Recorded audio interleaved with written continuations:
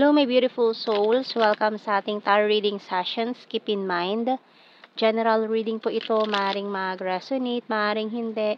Kunin nyo na lang po kung para sa inyo and leave the rest. Maaaring mag-shift na energies or magkabaliktad ang sitwasyon, kaya kayo na pong bahala kung saan kayo nakalugar sa reading natin. Okay, so let's see.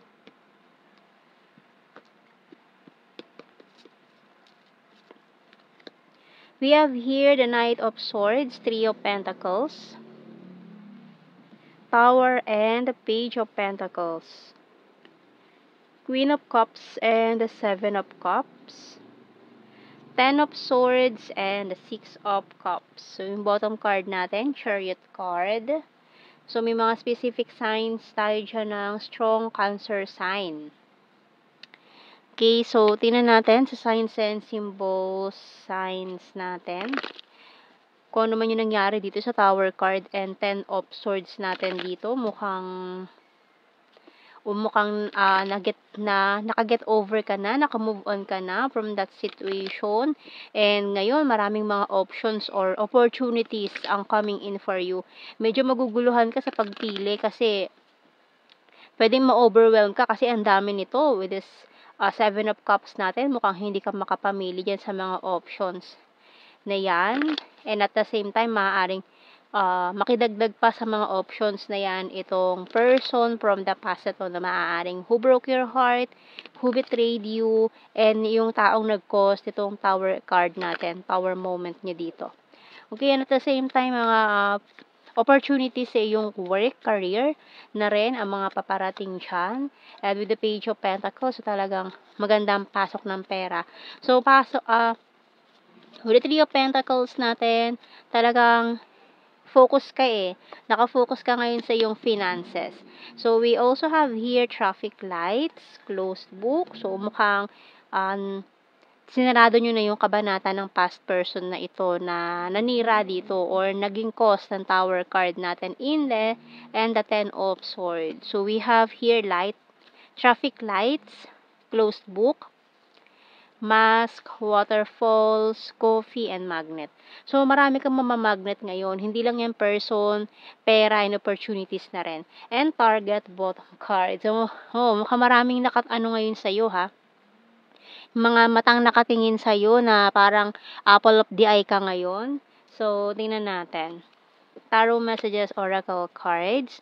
So, mukhang marami nakakapansin sa'yo ngayon. Maaaring marami ang naghahangad sa'yo kasi maaaring blooming ka, glowing ka ngayon. Marami talaga nakakapansin na parang iba yung aura mo today or ngayon, iba yung dating mo, parang ang lakas ng dating mo ngayon, kaya maraming na-attract sa'yo ngayon. Uy, I want to surprise you. So, maaaring may mga surprise din dyan. And, can we start again? Maaaring from the past, yung past energy natin dito na nag-cause nitong Tower card and Ten of Swords, maaaring humiling din yan sa'yo ng second chance. You're the fairest of them all. O, tingnan mo naman, parang ikaw ngayon ang kumikinang-kinang dyan, para kang bituin na kumikinang-kinang ngayon.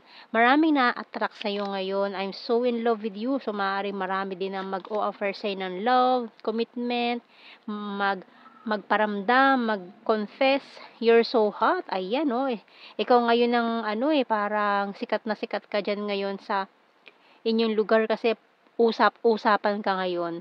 So, wherever can I call you, business is business and I'm working hard for our future. I'm being defensive, bottom card. Sikat na sikat ka ngayon sa usap-usapan, sa mga kwento, chismisan.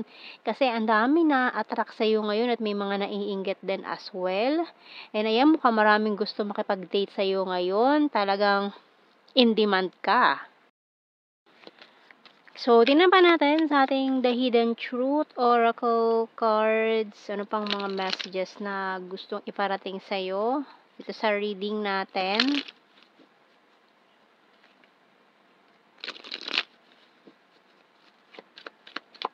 So, sa init ng panahon, diba, dumadagdag ka pa. Ayan, you're so hot. Nako. Kaya marami talaga ang naghahangad sa'yo ngayon dyan. That timing just wasn't right for us. So, itong past energy, mukhang ito yung mga dadahil niya sa'yo para Kumbaga barahan niya yan, sabi niya, hindi lang siguro right timing kaya nagkaganon yung relationship natin before, pero ngayon this person want to start again with you. So, hindi lang siya, no? Marami to, mga persons na maghahangad sa'yo. I bury myself in work to forget you. So, yun ba yung mga drama-drama niya? Pinilit kong kalimutan ka, pero hindi na nangyari, ganyan. Lagi pa rin kita naaalala, mga ganyan-ganyan niya, na mga drama niya dyan. And we will be together again, yung mga sinasabi niya dyan. And I hid who I'm really am from you. So, ngayon, para may mga explanation siyang gagawin, let me explain, ganyan. Pakinggan mo naman yung side ko, ganyan. So, we also have here, you speak to me through music. So, maaaring may mga i-share din siya sa'yo or dedicated songs. So, we have here, I know I messed up everything.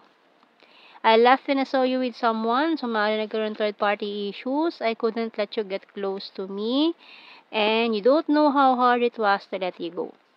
Ayan. Parang sinasabi niya dyan na nahirapan din daw siya sa mga nangyari. Ayan. And nahirapan din siya nung mga times na yon na nag-let go siya, umalis siya, mga ganyan drama niya dyan. So, tingnan natin anong message ng archangels. Kasi itong taon to is wearing a mask. So, be careful, no? Lalo na at may mga ginawa na siyang anomalya before, may mga ginawa na siyang hindi maganda, nag-cheat na siya, no? Kasi maaaring maulit na naman niyang mga ganyang bagay. Kaya be careful, lalo na this person is wearing a mask. So, tignan natin, we have here Courage by Archangel Ariel. Be courageous and stand up for your beliefs. So, kung alam mo yung anong tama, ituloy mo lang, no? So, tignan pa natin. Kuha tayo ng mga initials.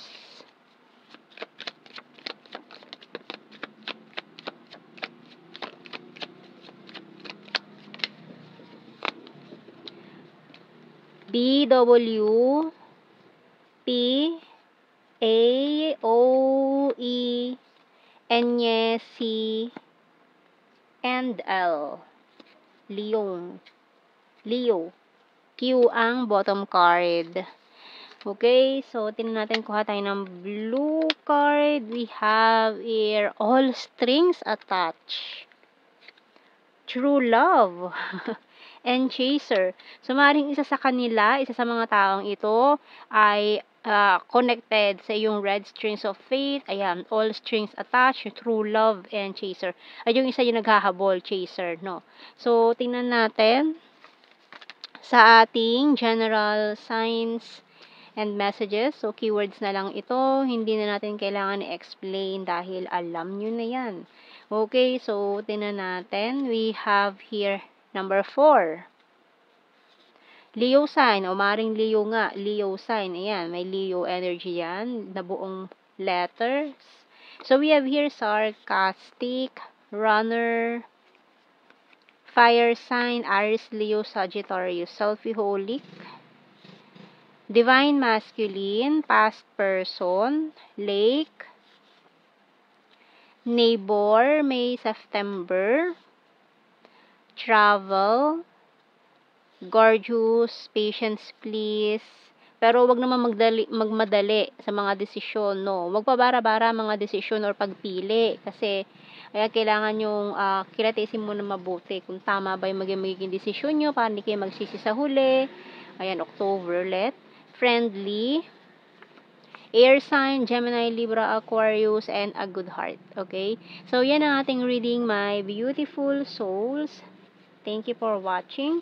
Take care and God bless. See you in our next reading, guys. Bye-bye.